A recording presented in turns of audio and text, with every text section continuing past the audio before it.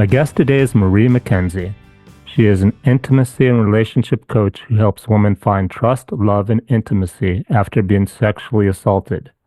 Her first book, Things That Keep Me Up at Night, is a memoir based on her journey from a traumatic childhood up to her healing.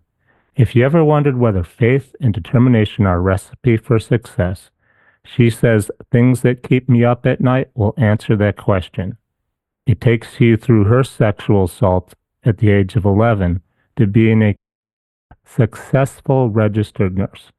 Her work as an advocate for victims of sexual assault, rape, domestic violence, and homelessness will inspire and encourage anyone who has been through a similar experience and needs their hope restored. In a demonstration of how successful she has been in her healing, she now writes romance novels. Her first book, 90 Days of Pleasure, actually won awards as a bestseller. Yes, that's right, a #1 bestseller on Amazon, a romance novel coming after her tragic sexual assault. She's also a board member of the Florida Council Against Sexual Violence, a former board member of the Inner Truth Project, which is a nonprofit that works with survivors of sexual violence to help them regain their voices, heal, survive, and thrive. Welcome to my show, Marie. Thank you, Daniel, for that introduction. And thank you. And I just want to make one correction. The memoir, Things That Keep Me Up at Night, that was the award-winning bestseller book. Okay. Not the romance, yes. Just want to make that. Well, you're a good writer. Yes. When I first reached out to ask you if you'd be on my podcast, I knew about the first book and the work you did as a sexual assault recovery coach, but then I went to do more research and I lost the link on you, and I'm typing in your name and it kept coming up romance novel. I'm like, and then I looked at the name and the picture. I'm like, it can't, it can it be? And yeah, I mean, that's really clearly, you were successful. And so sure you're going to share some of that strategy for how people can heal, move on from a really tragic trauma is the key word. Trauma is a word people use today, whatever you call it. Mm. Yeah. So do you want to tell people your story? And then we can jump into, or do you just want me to ask you some questions about? Either way, we can go either way with it. I can start out by talking about a little bit about myself. Yeah. Why don't you, people understand, yeah, go ahead. I'm Marie McKenzie, registered nurse, sexual assault nurse examiner, intimacy and relationship coach now. And I was born and raised in Jamaica. And that's where I experienced that unfortunate sexual assault and was able to overcome. I did not speak about it for many, many years until I became an adult. I was in my 40s when I first mentioned it to an aunt of mine. And before I went public, she had already passed away. So, of course, it was a big shock to friends and family when I disclosed in a podcast and later wrote my award-winning best-selling memoir, where I talked about my journey, how I healed, survived, and thrived. Then in relocating to United States, that was before I wrote the book, and becoming a registered nurse, I had the amazing opportunity to work with other survivors. Now, I hadn't opened up about my incident. So I looked fine, but I had not healed because I just kept it locked in. Guilt, shame, and self-blame thrives on secrecy. And for a lot of survivors, we look like we are fine. Nobody knows what's going on inside. So, I looked fine. So in caring for survivors in the hospital, I was one of the nurses in the emergency room. I was a trained sexual assault nurse examiner and, caring for the patient myself and then giving them advice how to, get past and, open up, share your story, heal so you can get healing and, to find justice. We encourage them to get the rape kits done, even if they don't want to report to law enforcement at that time. the kit can be used later on. But once the evidence is gone after 5 days per evidence base, then, That's a evidence good may not tip be. right there, because if you Yes, wait too long and you change your mind and there's pressure on you not to do it or you're not sure, then just do it. exactly. Just do it. So, yeah, the law in Florida now, the kit is maintained for at least 50 years. So you have that, yes, in Florida, that is. So then I felt like a fraud because I was encouraging all these ladies, sharing tips with them, but I wasn't employing those things for myself. So through working with organizations and individuals who support survivors, I found tools and strategies to help me heal, and which I did. So, and that's my passion, to work with survivors of sexual violence. I'm a member of the Florida Council Against Sexual Violence, where we set the tone for, how sexual assault survivors are treated, advocated for the training for the sexual assault nurse examiners. We partner with the multidisciplinary team, the sexual assault response team, which are healthcare providers, law enforcement, and the crime lab. So now I'm an intimacy and relationship coach who empowers women into helping them to find the right guy, to have a relationship, meaningful relationship where trust and love and intimacy prevails. So a lot of women, for different reasons, for me, it was sexual assault, have no trust in themselves or others, but there are lots of different reasons why women will have issues getting into a meaningful relationship. So I'm here, empowering them to open to that relationship. And I've developed this acronym called PACE, PACE, and which is stand for purpose, attentive, communication, and engage. And what this signifies strategies that the woman needs to work on so she can be open up to receiving love, trust, and also for the man, the green flags that she needs to recognize in him is, does he have a purpose? Does he share her vision? Is he attentive to her needs? Is he communicating? And is he engaged with her? So not just for her, but things that both of them need to accomplish that she recognizes in him to make that relationship meaningful. So it's a process. I think you literally have it. It's the sexual assault recovery process. What's the first step? The first step is establishing the framework. What do you want out of this relationship? Setting the boundaries. What am I going to, the building the trust in yourself so you can be open to what that potential partner has to offer. Because a lot of us, the trust is so broken, even in ourselves, that a loving partner will appear, but because the trust is hampered, we can't recognize. What if it happens when you're with a partner from you're assaulted by somebody else, a stranger or somebody at work or a friend? Say that again. What if you are already in a relationship and you're assaulted by not your partner that you're in a loving relationship with, but a stranger or somebody from work or somewhere else? So you already have an intimate relationship with someone. How does a woman and a man cope with that? And that is different for everyone because everyone copes with trauma differently. Hmm. My word of encouragement to firstly seek medical care, get to safety, get to the sexual assault treatment, and with the relationship, talk to each other. Because if that's not disclosed, then there's going to always be this hampering. You're keeping the secret from this person, which may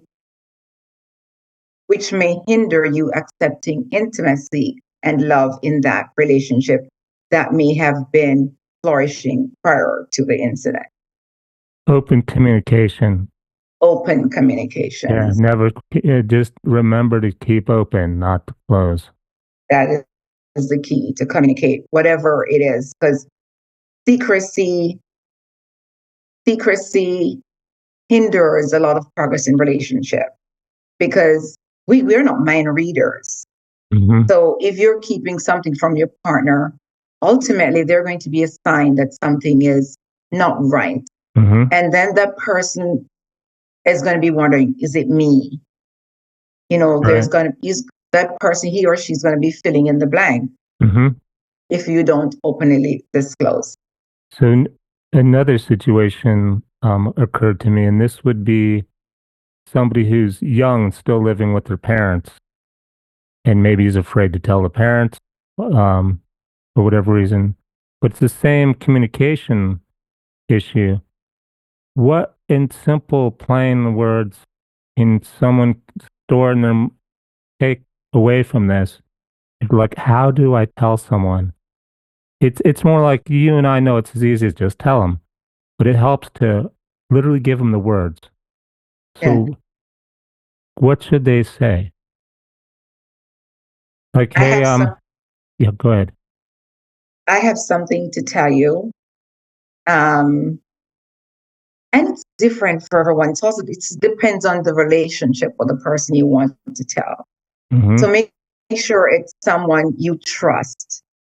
If you're a minor and a trusting adult, and that may not even be the parent, Oh, because in right. a lot of cases, the parent is a perpetrator Oh, right. Or not supportive or or not violent or supportive. all, yeah, just not There are helpful. parents who blame the victim. You know, they blame Mm-hmm. the children. Mm-hmm. So someone you trust, even if that's not a parent, and if you're not believed, don't stop telling. There is somebody else. There is That's somebody else. another good point. Do Yes, not take it personally because the person you're telling, even if they want to help you, it might be beyond their coping ex- mechanism. They exactly. might not know how to handle it. They may even have been sexually assaulted and still don't know Right. how to cope And with it. then be triggered also. Yeah. So don't Yeah. take it personally. Just go to next and keep it in Go your to mind what Marie just said. I have something to tell you. and Okay. disclose, but be careful of who you're choosing. Make sure it's someone in a position of trust. Mm-hmm.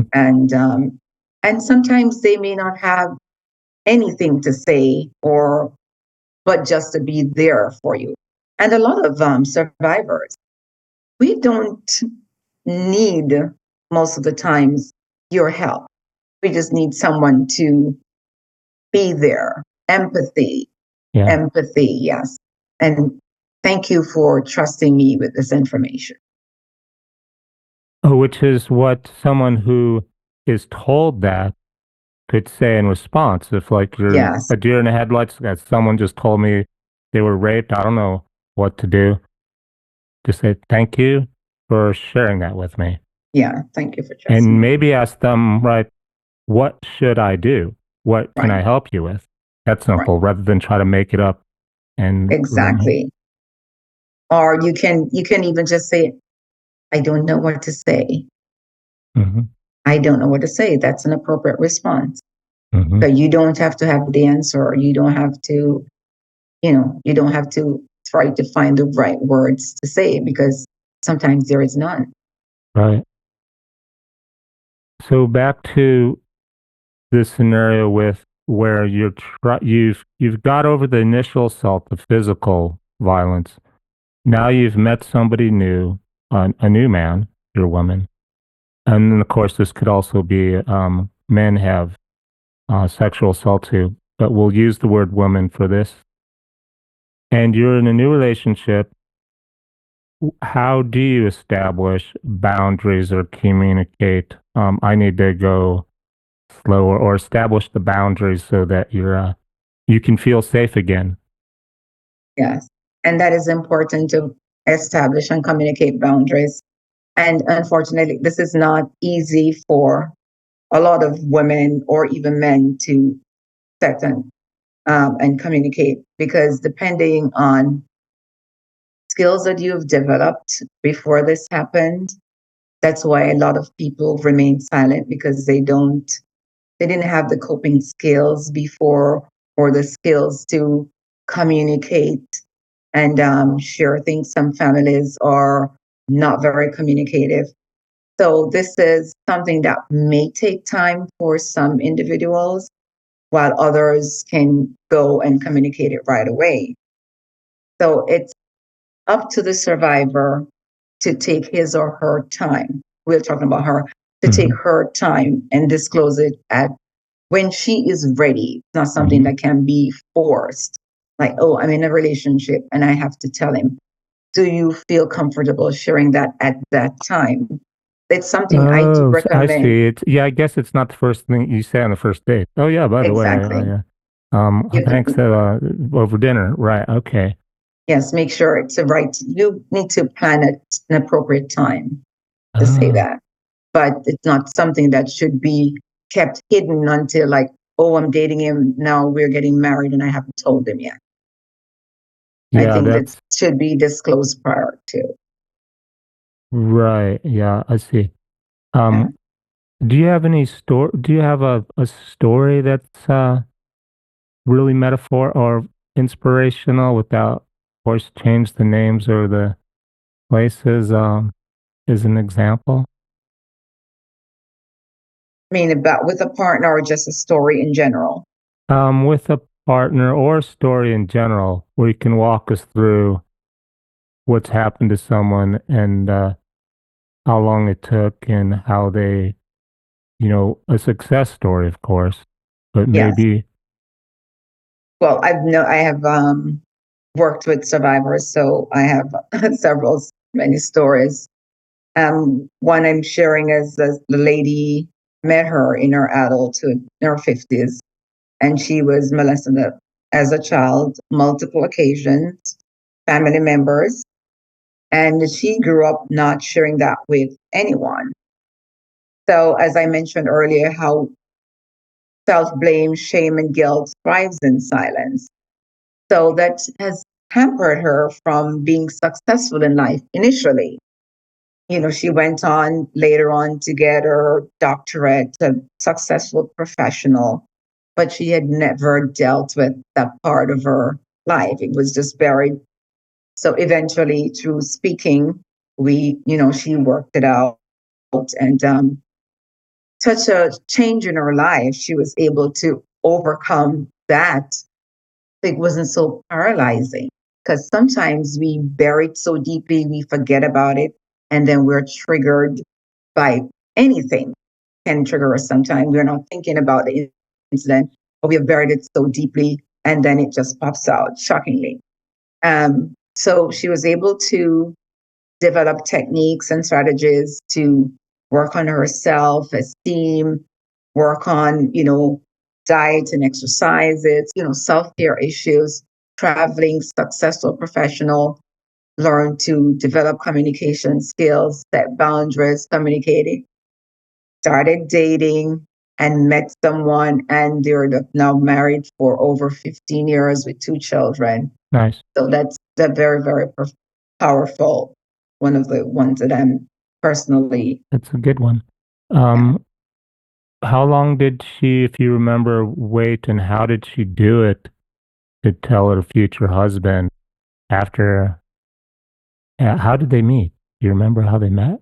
They were set up on a date with a friend of theirs set them up. Did their friend know? Yes, the friend knew. Oh, good. Yeah, the friend knew, Did the and her future husband know when they met? not at the time. No, she communicated that later on, prior to getting married. Mm, Yes, and he was very supportive. nice. Yeah, and in the relationship, you always ask for, is this okay for me to do? So he's always getting consent, just to make sure that she's comfortable with things that he does in the relationship. If he's going for a hug, Hmm. are you okay with this?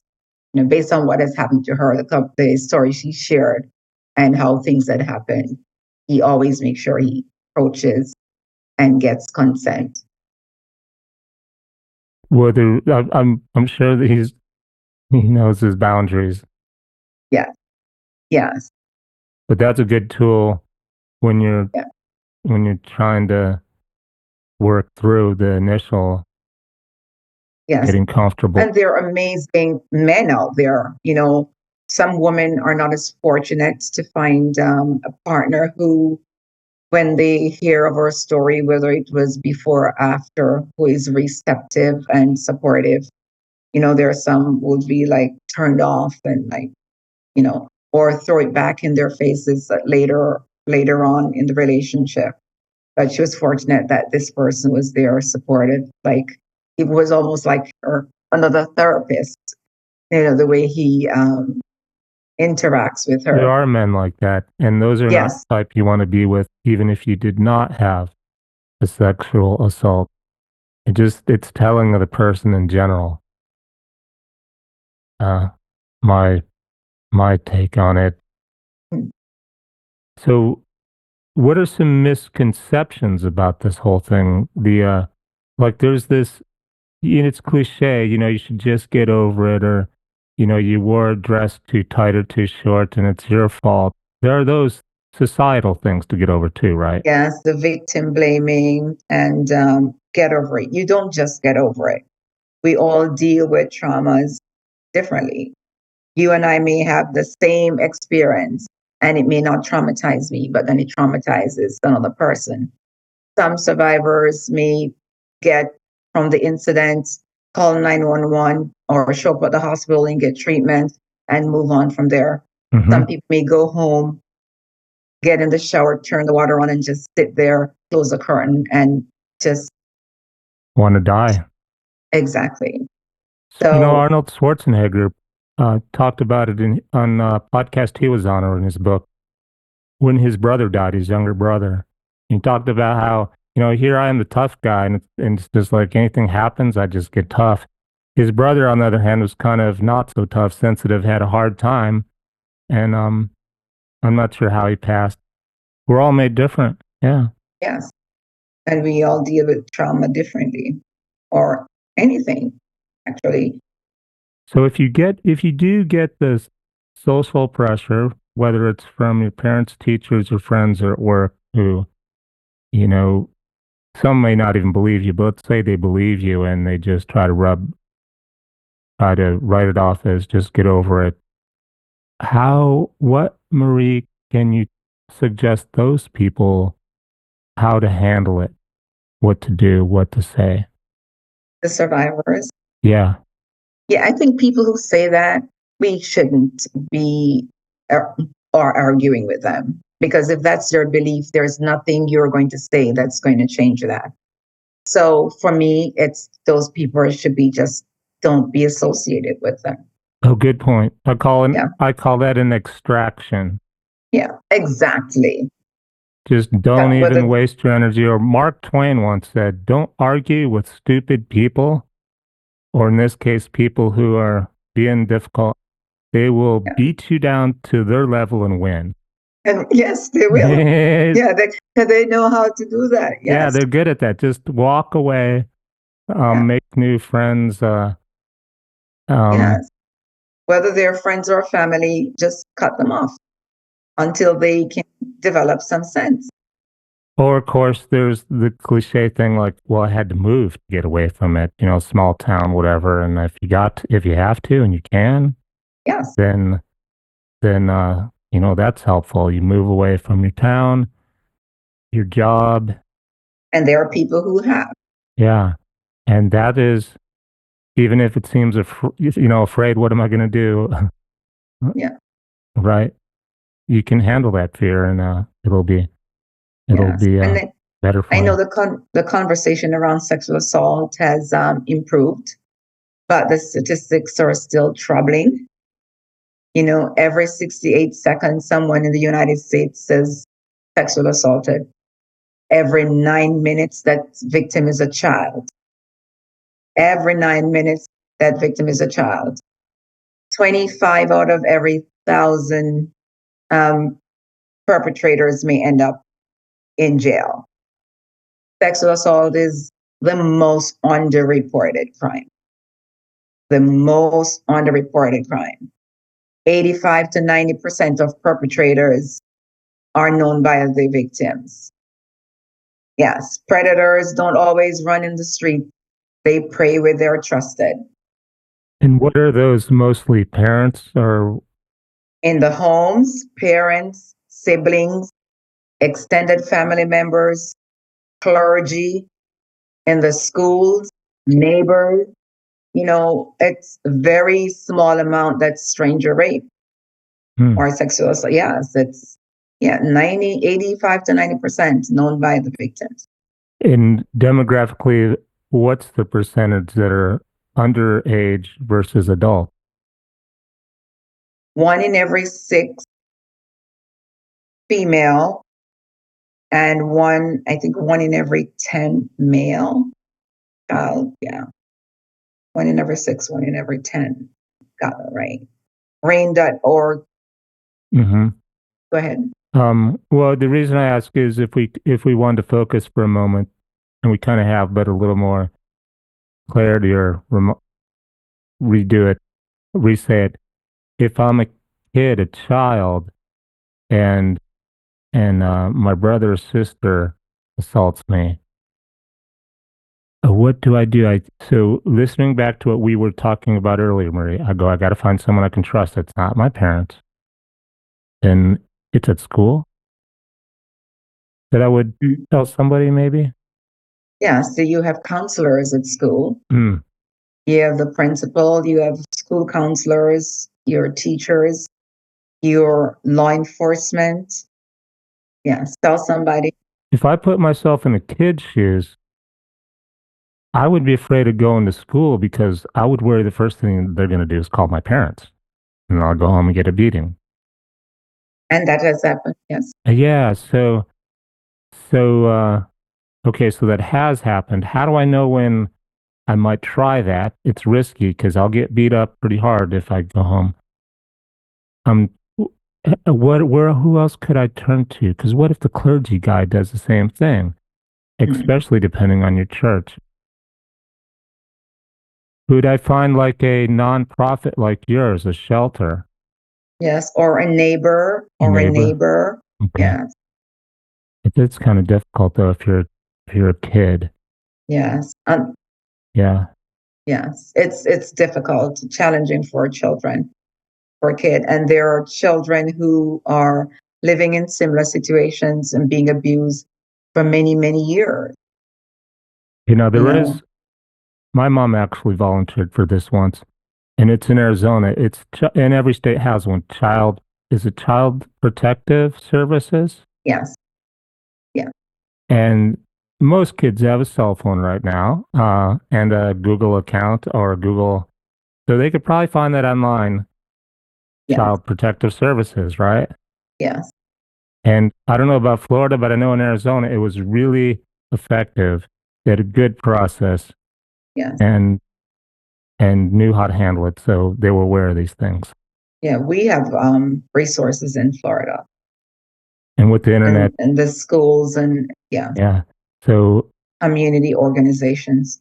So if you are, I don't know how many of that age listen to my podcast, but if you are and this has happened to you, that's probably somewhere you could do research if you didn't want to find somebody at home or in the clergy, right, Marie?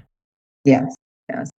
We have the Florida Council Against Sexual Violence in Orlando, where I live. I'm a sexual assault nurse examiner for Central Florida Victim Services of Central Florida. There are other organizations throughout the state. So for the child, I think I painted a pretty tough picture. What about back to the adults? Because it's not that easy either, right? It's not that easy either. And a lot of other adults are like, they're more like feel the shame, and they don't want to share right away. Some will go and share right away and get support, and some will keep it a secret. I know from being a sexual assault nurse examiner, I had victims that come to the center for treatment, but they wouldn't want to report. Why was that? I'm sorry? And why was that? because they didn't want it to become public. One lady I remember clearly, and she was raped by her best friend's husband. They were so close. She was single and friends with this couple for many, many years. They even relocated to different places together. They were that close. And she was alone at home one weekend, and the couple knew. The wife made dinner and sent for her with the husband, and he raped her. And she was devastated because this was somebody she trusts. She had known him for years. And she came, she just wanted a treatment. She didn't want her friend to know, because she didn't want to break up the marriage. Those were her words. I'm like, but for me, that wouldn't be a marriage I would want my friend to be in. But when you are traumatized like that, I don't know what she did later on when her mind cleared, because I saw her So the day it happened. she's basically valuing, she doesn't consider herself worthy, valuable enough. And her friend, yeah, She's considering her value less than her friend's yeah, marriage, a yeah, self-esteem issue. yeah. And that's not a conversation I could have with her at that time, right?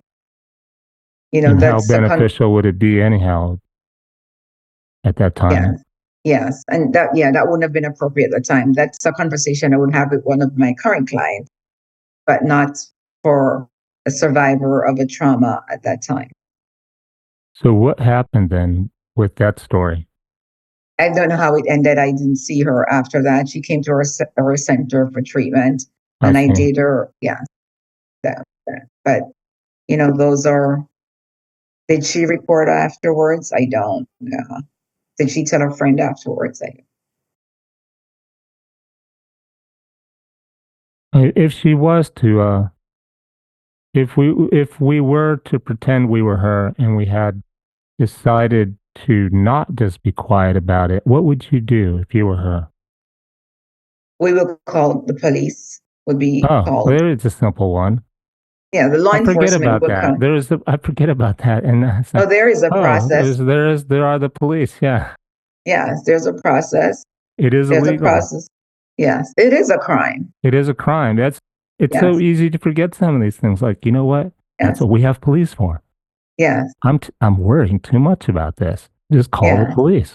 yes. It's a crime, and the police would be called, and they would get our statement. We would do the kits and get all the forensic evidence, and that would go to the crime. Yeah, yeah, And that's when someone like um I'm making this up, Marie, but I'm guessing that's a point where your organization or what you do is helpful because it's kind of like anything, you're not sure what to do. So you have a coach, someone in your corner telling you, this is the play, do this next.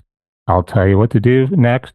First, for example, get the test done, get the evidence collected. Next, just I'm going to help you, right? right. And of course, you don't know what to do next. I'm going to tell you. Yeah, guide them through the process. Yeah, guide you through the process. But first, you have to speak up and call the police. Yes. And speaking up empowers you. Okay, that's not a secret. It's not a secret you're going to be walking around with anymore. And like sharing your story is powerful because it helps other victims also. Hmm. So think of someone being raped and keeping it a secret. That perpetrator is continuing to victimize Oh, good others. point. Yes, They're continuing to victimize others. yep, got away with it. Can get away Yeah. with it again. I'm getting good at getting away with it now. Yes. Pathologically, somehow talented. Yeah, that's how you stop the real bad guys. Someone has Yes. to say no. And then, of course, you hear about it later, 20 years later, Yes. women come out of the woodwork saying, I was raped by him. Well, why didn't you say it 20 years ago? Yes. And I actually had a victim who came in for treatment, and she was so mad, more at her friends than the perpetrator. Why? Because he had raped a couple of them and none of them had disclosed. Oh, Yes. And he was a part of their circle. So otherwise, she wouldn't have been in his company for that to have happened to her. this is like someone breaks into my house and just just breaks into my house, steals my stuff, violates, my, even if it's not sexual assault. And I know they're going next door and I don't bother to call you. Exactly. Hey, yeah, bad guy's coming over next door. Lock your door or be aware. No, I just, we'll have, you know, Yeah. yeah, you get, maybe because the sexual stuff is a little, I don't know, sex or something, people don't relate it to other common crimes. It's like any other crime. A crime is a crime. And that's the way that sexual assault is sort of viewed in a lot of ways. So, like, we're sort of conditioned by the government and society to think of it as not a big deal. Hmm. It's not happening in a vacuum. It's way Technically, it is a huge deal. It is a I mean, huge if I'm deal. wrong, but rape is actually a pretty serious felony. It is, but I'm just saying the way it's being dealt with in most circles as if Yeah. it is a violent crime. Hmm. It is a violent crime. Why do you suppose it is like that, that society treats it different or behaves differently about it?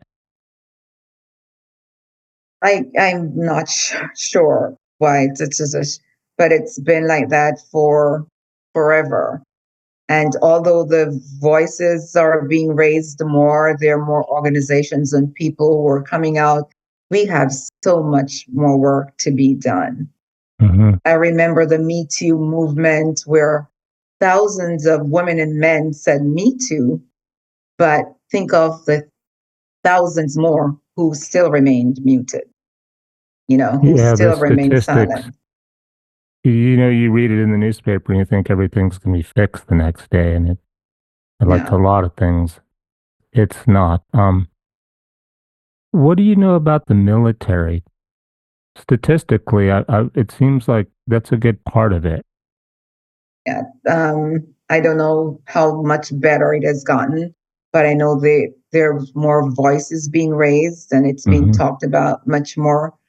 Um, Back many, many years ago, it will be just like a part of military life. You are going to be sexually abused. But I think they're making changes. Changes have been made and they're continuing to work.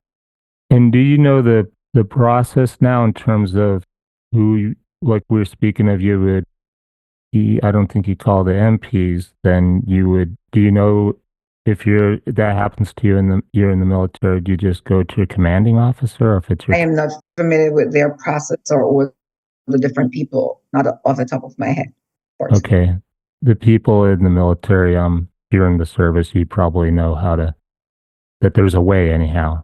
And it's the Yes, same thing. You just need to speak up and decide that it's not okay. yes. And if one person doesn't listen, go to another. So, what haven't I asked you, Marie, that would be helpful for listeners to know? Yes. Tips for young girls, young people, especially college age, going out, on the weekends, you want to go out and have a drink with your friend. Make sure you're in good company. We're encouraging you to practice good judgment. Do the buddy system. Don't accept drinks from any strangers. There are dating apps. People are meeting on dating apps. Make sure you're meeting in a public space. Don't go back to his place that night. Get to know people, before you decide to trust them. I've had victims who, like, oh, they met on an app, went on a date, and she chose a public place and was so comfortable with them on the first date, she went back to his apartment. And of course, he raped her back. That was their first date together. So, yes. And if you're taking a Uber, share that information with someone. Set up Like when I take a Uber, I share it with it automatically goes to my husband. So he knows when I leave point A to point B and who the driver is and the license plate number. So the Uber and Lyft has that capability. If you can share your phone location with friends, set up a system where if I text you this word, I need help. And there are safety apps out there. I don't know them by name, but there are so many safety measures out there that you can take to not put yourself at risk. Practice good judgment. And what's your position on self-defense stuff like pepper spray? Oh, yes, I really strongly this anything to defend yourself and keep yourself safe. I Yes. think every woman should be carrying at least a little dog, the one you would use for a dog, the small ones. Yeah. Yeah. Yes. Whatever safety measures you can take it. Take self-defense classes because perpetrators, they don't care. They don't care if you're wearing a maxi dress or you have a hood over your head or a booty shorts. It's not about what you're wearing or where you're going or what you look. Rape Oh, is yeah, not that's a about, good point. I actually yeah, I wasn't aware of that. So I assumed it's just again the cliche of you're wearing too much lipstick or a short shirt, but it could be anybody. it can be anybody. Rape doesn't have anything to about sex. It's just all about exerting power and control. And yes, And if you take a self-defense class, is there a move or two? Like know this move, if nothing else. That I is, don't know. That's not my expertise, yes. But I'm sure when you go to the self-defense class, there are moves that they will be specific on how to do it.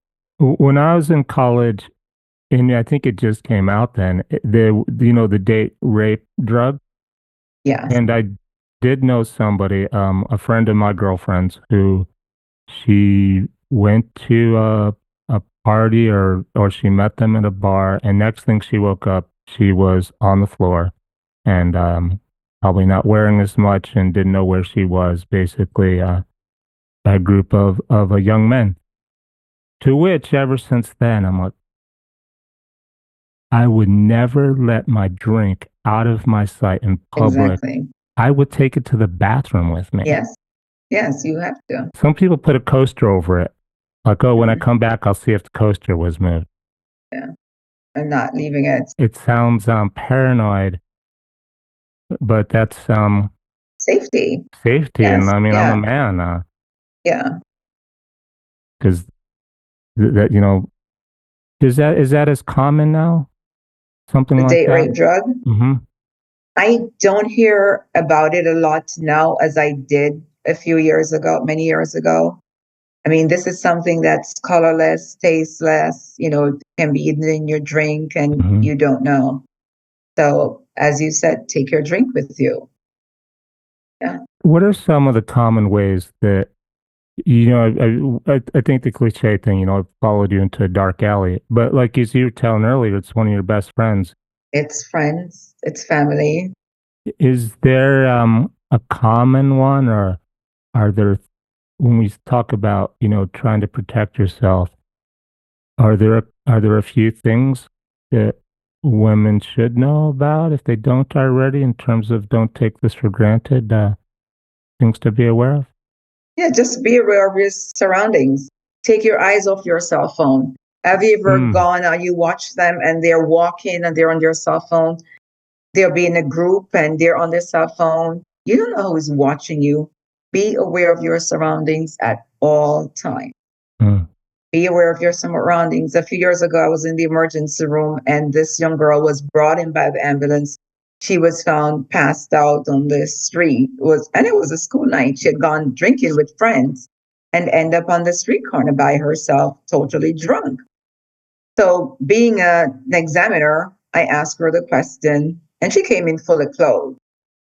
Do you think you were sexually assaulted? And of course, she told me no. She didn't get that feeling. She didn't think she was. And I was sitting up down. I left the room, got to the desk, and I was doing my summary documentation. And the registration clerk came to me and said, Marie, she needs to talk to you. She thinks she was raped. So then I went back and then we had to call the police. So my questioning her sort of opened her eyes and she started examining herself and feeling things that she wasn't thinking about because she was intoxicated. She came in intoxicated, noticing that her clothes wasn't the way it was supposed to be.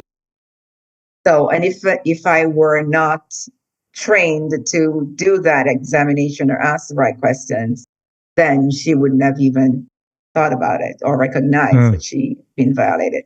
So be aware of your surroundings at all times and be careful. So this kind of like recently I was in a car accident and I didn't think I was hurt, but the next day my ankle starts to swell up because the airbag hit it. And I'm avoiding it. I have insurance. I can just go to the hospital. They'll pay for an x-ray. It's kind of like that, right? If you're not Yes. sure, just go get examined. Yes.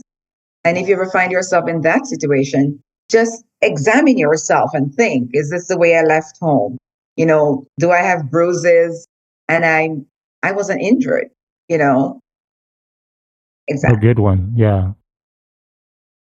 And again, if you're not sure, it doesn't hurt to go for, besides the inconvenience, like my insurance paid for it. I was okay actually, but I got it Yeah. done. Yeah.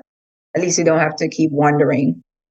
Especially if it's, would you have 5 days that 5 days, 120 hours.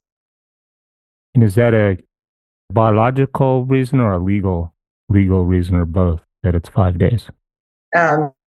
Evidence-based, we find that that's as long as we can find viable evidence. Okay. Yeah.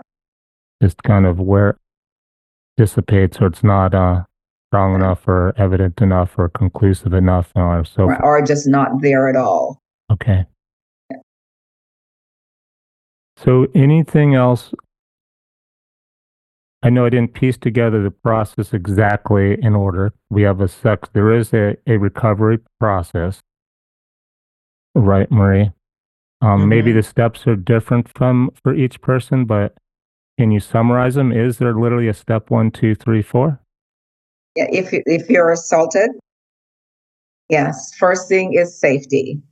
Make sure you are safe. And I know for some survivors, safety means they are, after days, because some people are held against their will for days. But as soon as you can get to safety, call law enforcement or go to the hospital. We'll get it from there. Tell your story. If you when you feel comfortable, if you call law enforcement or go to the hospital, of course you're going to be sharing information. We don't interrogate you. We don't push you. You're sharing what you want to share. Giving consent for the sexual assault kit or the rape kit, we call it, doesn't mean you have to go through with it if you feel later that, I said I wanted to, but now I changed my mind. We're not going to say, well, you sign a consent, so you have to. It's all up to you. So you can give consent, you can withdraw consent. It's your body. And the process, it's your body. Someone just violated you against your will. There's the one thing that you really should have control over, your body. And there's yeah, the so key word, if anything else, stop. Right? stop. Yeah, Any exactly. professional who will understand, stop. Exactly. I don't know I don't know what to say, stop. Yes, we understand consent. And yeah, so you don't have to go through if you feel like you want to stop or if you don't want to do anything at all. So the process is interview. We do documentation, take photographs. We may collect the clothes as evidence, and swabs. We do swabs all over the body, depending on the interview where you said you were injuries or what we see. If your kid said you were kissed on the neck, we may do a swab. We will do a swab there because sometimes, there's evidence left behind. So it takes a few hours and it's not a rushed process. So prepared to be there for 4 to 6 hours, probably. So, and the healthcare staff interview you, someone like me, like a sexual assault examiner or the physician, and law enforcement. And then we go from there. The evidence, we maintain chain of custody until it is handed over to law enforcement. So if you're come to the crisis center in the community or in the hospital, we have until 30 days to hand over to law enforcement. That's usually happens within 24 hours or the same days that's gone to law enforcement. And they get it to the crime lab, depending on if it's a report or non-report. So non-report is when the survivor does not want to press charges yet or not at all. So that is stored with no identifying information. The name or anything is not on that. It's given a number. And it's stored in Florida. The new law in Florida, it's stored for up to 50 years. Yeah, so you can change your mind and have that processed. Another important thing is there's an advocate involved for the survivor. So we'll call in an advocate that is there just for her and be there to support her. They're there during the examination. Go to doctor's appointment with them, go to court with them if that's needed. If they need mental health treatment, they're there to hold their hands through the process. I had a case in 2017 that was not brought to court up for trial until last year. So from 2017 to 2023. And she had the same advocate all these years. Yes, I was a young girl, and I had to testify in court because that's a part of what we do. I testified. He was found guilty and life imprisonment. I was so elated, still elated. So it's a process. And it what was the requires first step again? What was the very first step? Safety. Oh, safety. Safety. Get Make yourself. sure you're It's safe. like I was in a car wreck. First things, am I bleeding? Am I stabilized? Yeah. Get yourself off the street or wherever you are. That's where it is. Yeah. And number two was call the police or go to a center. To the hospital. Go to the hospital. Yeah. I was trying to think of, we have all this fantastic help now.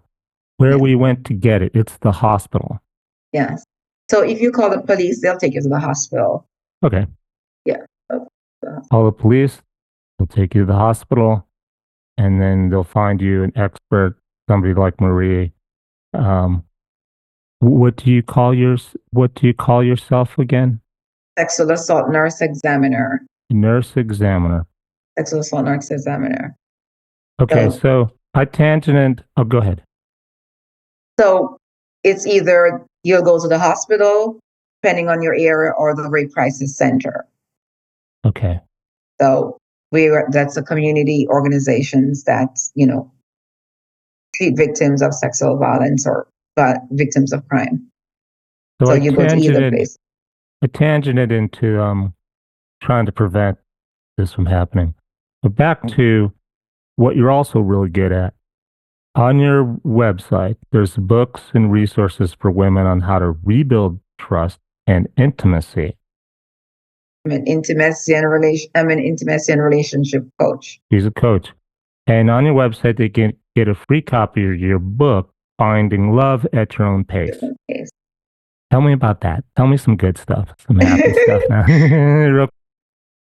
So we don't want to be rushed. We want partners who respect our pace. But there are people out there who don't respect boundaries.